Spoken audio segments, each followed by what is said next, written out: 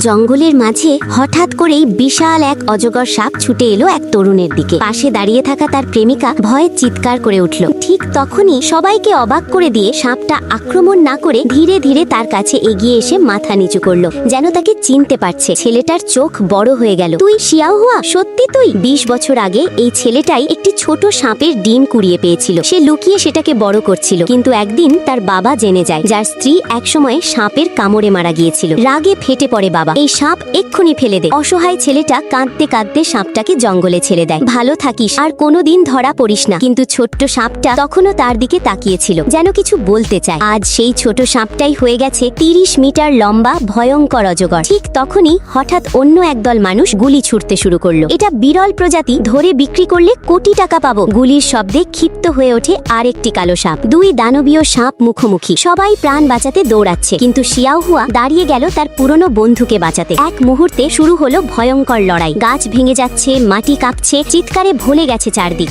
আর ঠিক তখনই লোভী মানুষগুলো বন্দুক তাক করলো, কিন্তু সে তাকে বাঁচিয়ে নিল।